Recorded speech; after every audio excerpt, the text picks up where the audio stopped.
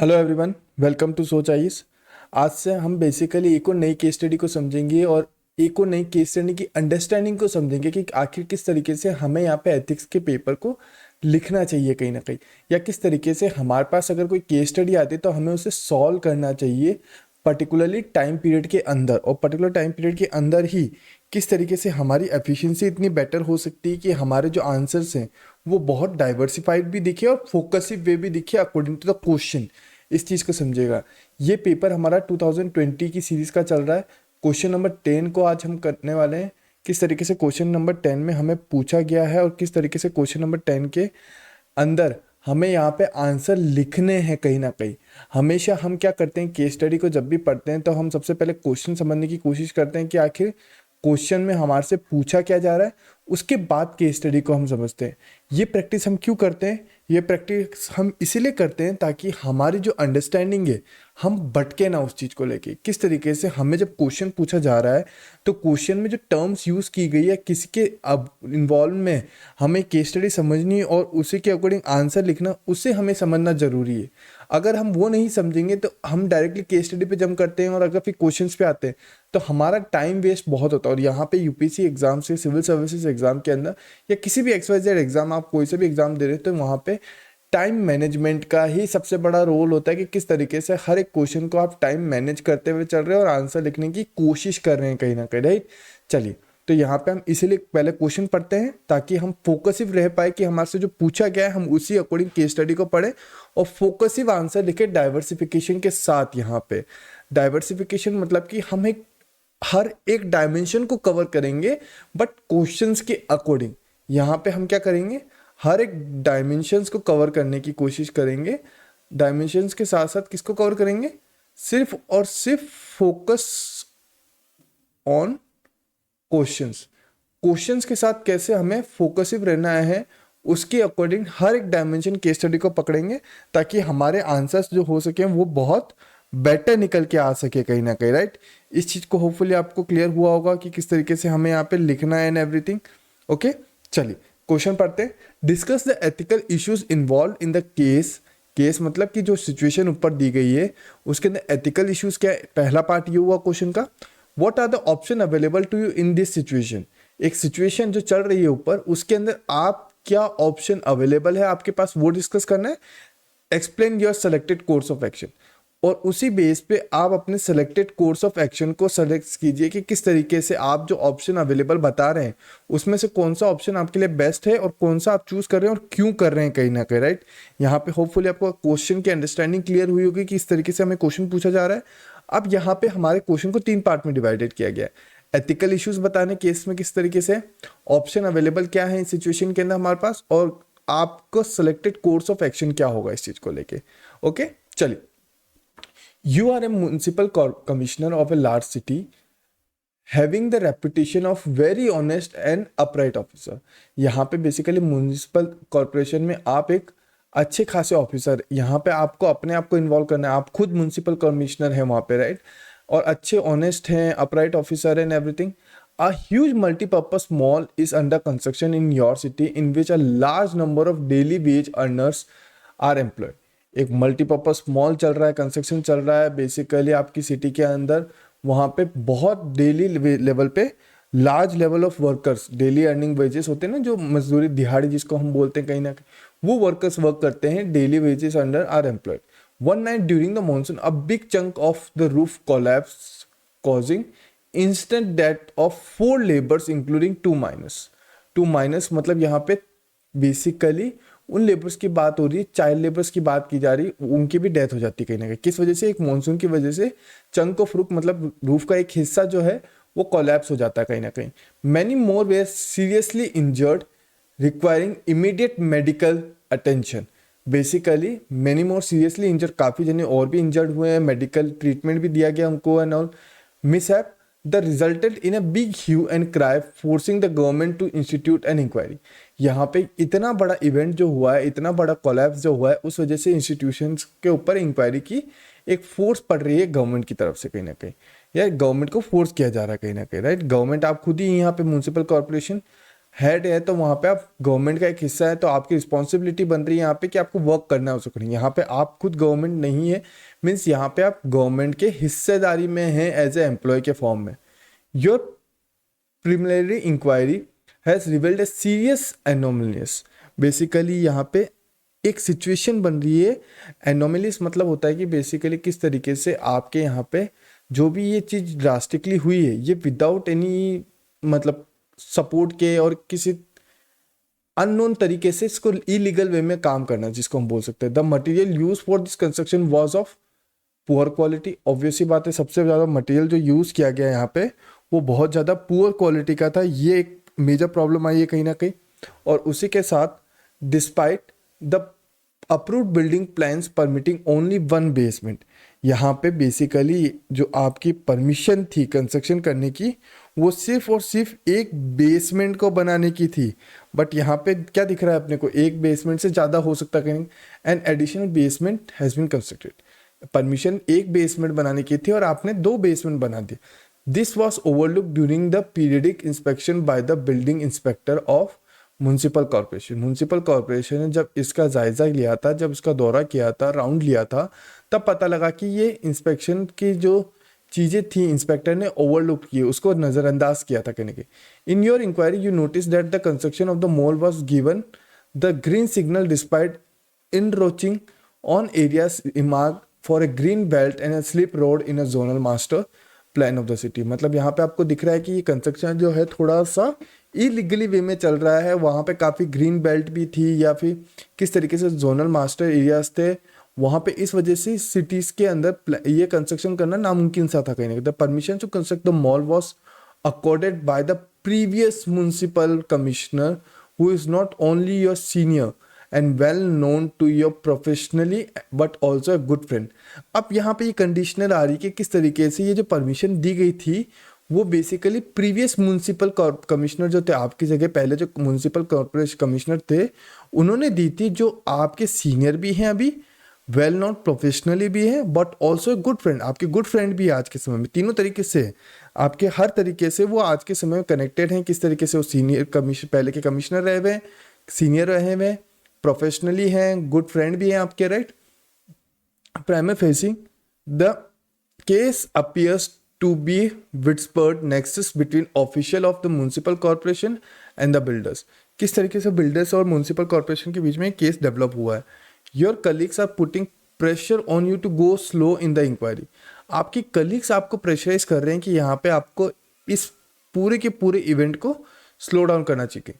The builder who is rich and influential happens to be a close relative of a powerful ministry in the state of cabinet.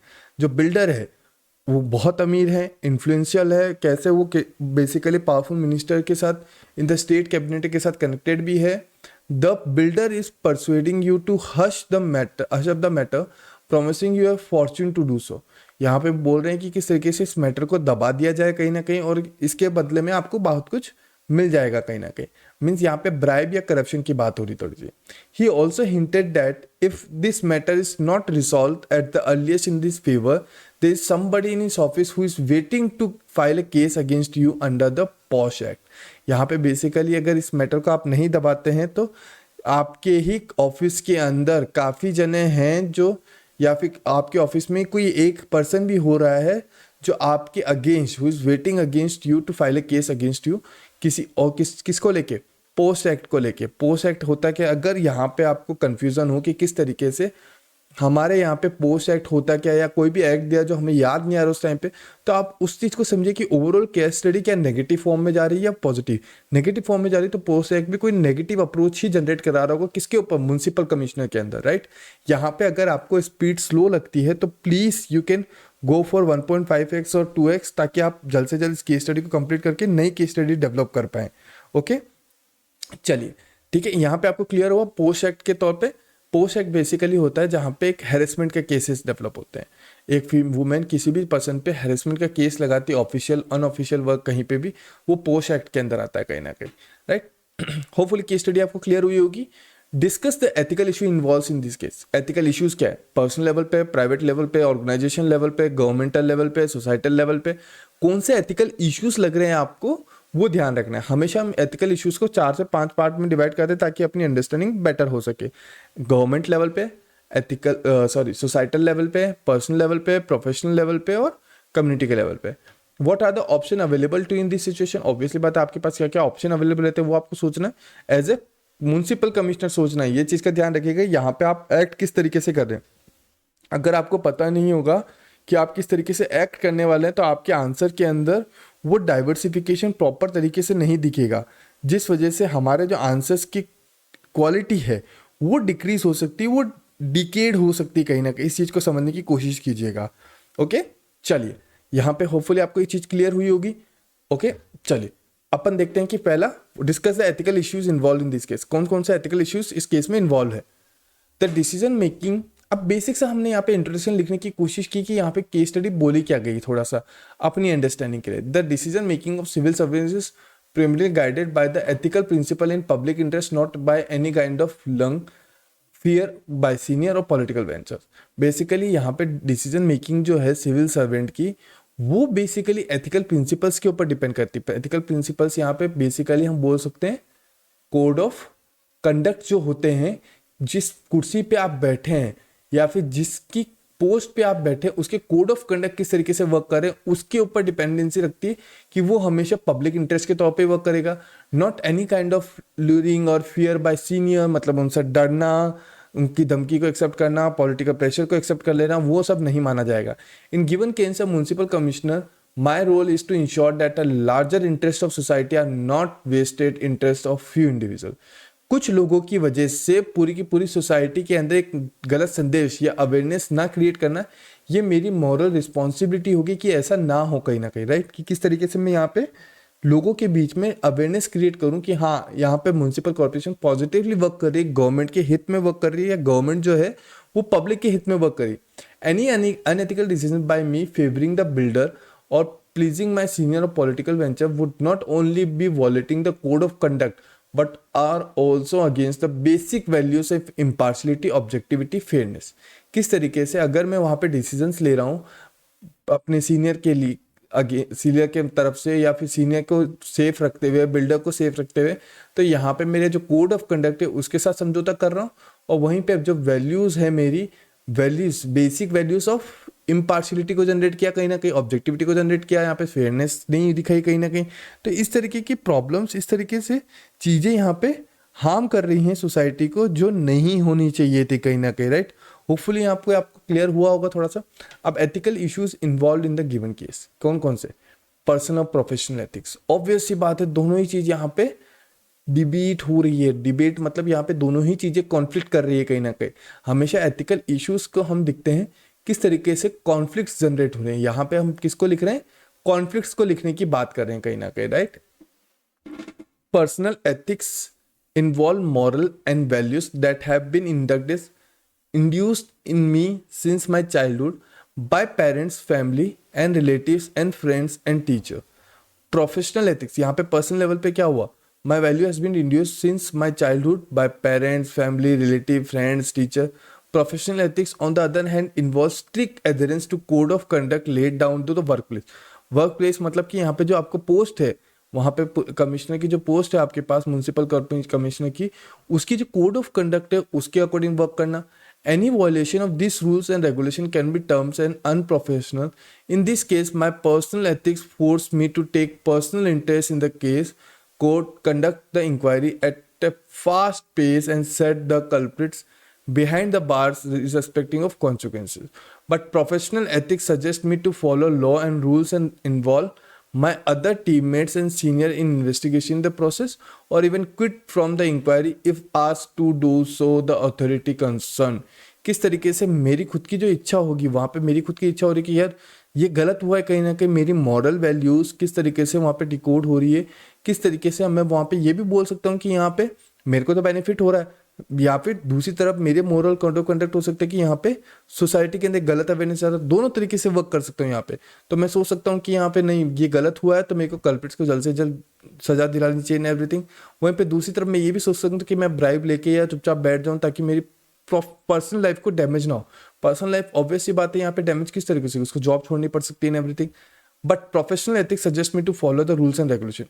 Raw and rules, ये ध्यान रखिएगा हमेशा हम इस terms को ज़्यादा से ज़्यादा यूज़ करते हैं ताकि हम हमारे आंसर्स के अंदर प्रोफेशनल कोड ऑफ कंडक्ट को डिसाइड करवा पाए या डिराइव करा पाए कि किस तरीके से हम कोड ऑफ कंडक्ट दायरे में रह के ही हमारे डिसीजंस लेंगे, हम कॉन्स्टिट्यूशन के अगेंस्ट नहीं जा रहे हैं कहीं ना कहीं।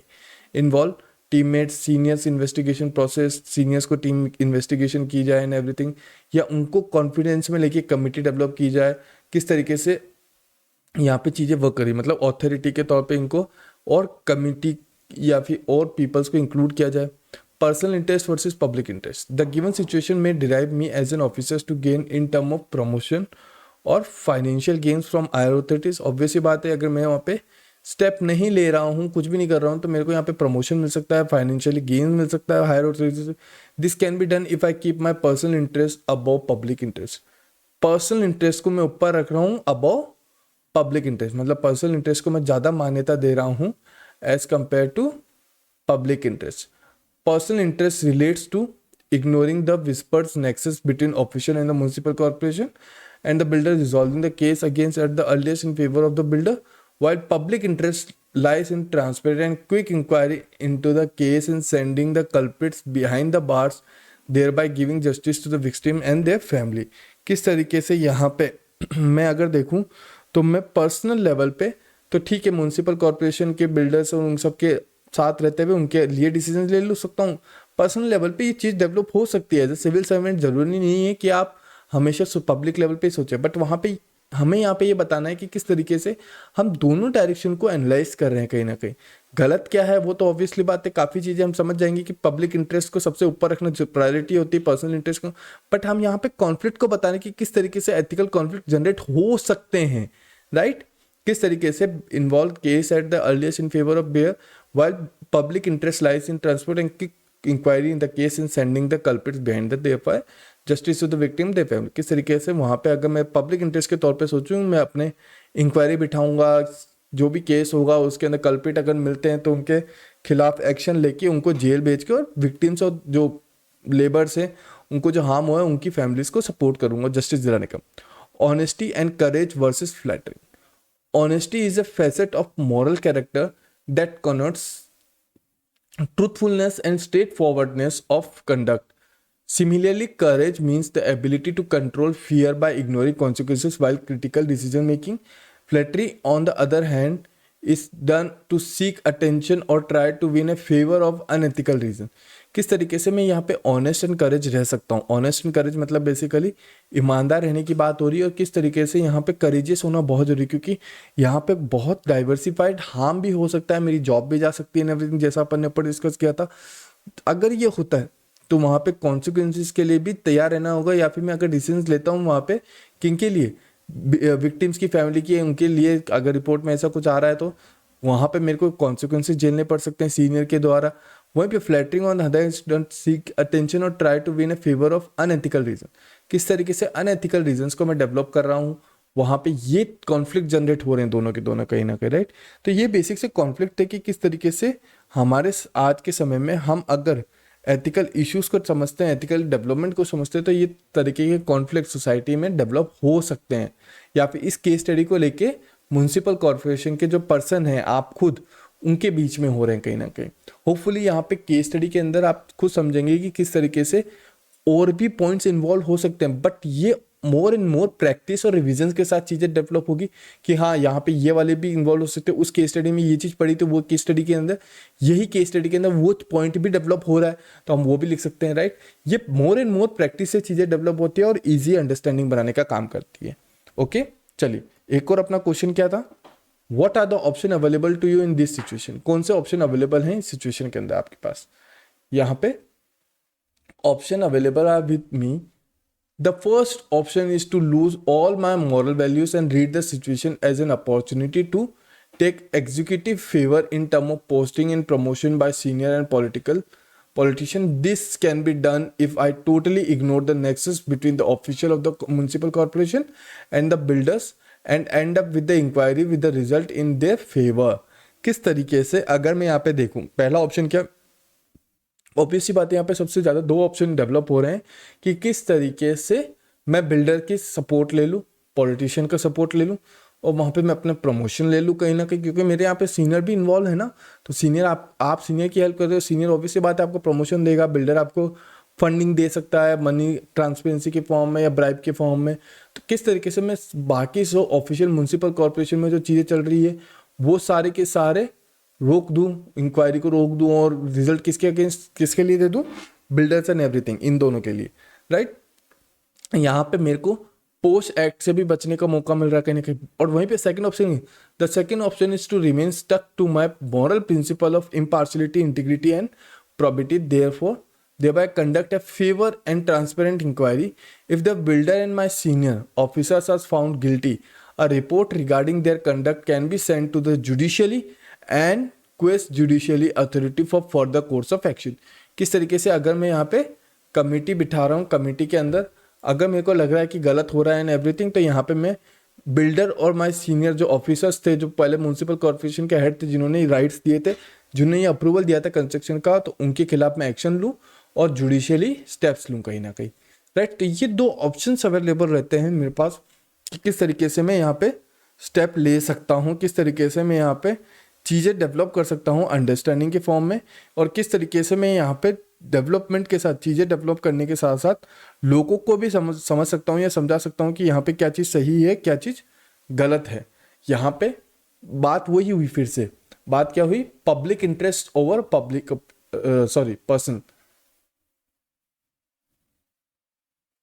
पर्सनल वर्सेस पब्लिक इंटरेस्ट, दोनों ही तरीके के ऑप्शंस अपने पास आ रहे हैं कहीं ना कहीं।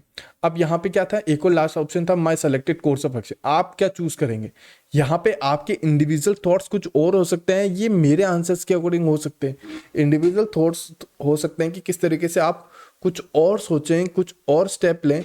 यहाँ पे ऑप्शन और भी हो सकते हैं। यहाँ पे ऑप्शन ये हो सकता है कि मैं पहले यहाँ पे रिटायर हो जाऊँ, रिटायर मतलब कि रिजाइन दे दूँ, या अपने आप को शिफ्ट करा लूँ, किसी और को ये कोड ऑफ कंडक्ट दे दूँ कि तू संभाल इसको, या कोई और कमिश्नर जो है उनको हैंड ओवर दे दूँ। यहाँ पे थर्ड स्टेप ये भी हो सकता है कहीं ना कहीं। मेरा सेलेक्टेड कोर्स ऑफ एक्शन क्या होगा, राइट। तो हम यहाँ पे सिर्फ समझ रहे थे कि किस तरीके से पॉइंट्स और भी हो सकते हैं। It's totally depend on how you write it. My moral principle drive me to adopt the second option as my final course of action. मेरे हिसाब से मेरे को सेकंड ऑप्शन को चूज करना चाहिए, being honest and courageous, because मैं पहले ही बोला गया था केस स्टडी के अंदर, मैं ऑनेस्ट और करेजियस पर्सन हूँ कहीं ना कहीं।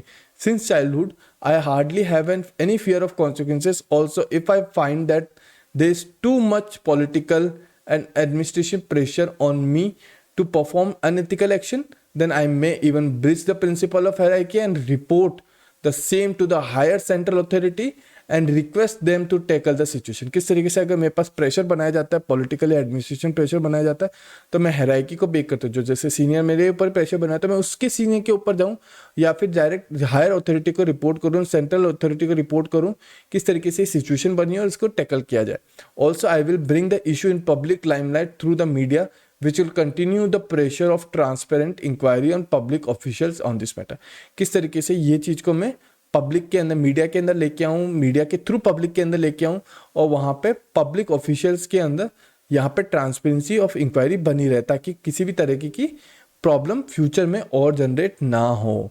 तो ये बेसिक से स्टेप हो सकते थे जो मैं चूज करूंगा कहीं ना कहीं। यहाँ पे आपको लगता है कि और भी पॉइंट हो सकते हैं जो लिखे जा सकते हैं, so please write it down in a comment box, so हमें भी समझ में आएगा कि किस तरीके से और पॉइंट्स यहाँ पे इस केस स्टडी में इंक्लूड हो रहे हैं कहीं ना कहीं, राइट। सो ये बेसिक सी अंडरस्टैंडिंग थी, होपफुली आपको क्लियर हुई होगी। हम मिलते हैं नेक्स्ट वीडियो के अंदर, उसके अंदर हम क्वेश्चन नंबर 11 को सॉर्ट आउट करने, इस केस स्टडी को समझने की कोशिश करेंगे कि हमारे से पूछा क्या जा रहा है, किस तरीके से हमें लिखना है, किस तरीके से स्टेक होल्डर्स को डिराइव करना है हमें, राइट। चलिए तो मिलते हैं अपन नेक्स्ट वीडियो के अंदर। Till that time thank you everyone, take care, bye bye.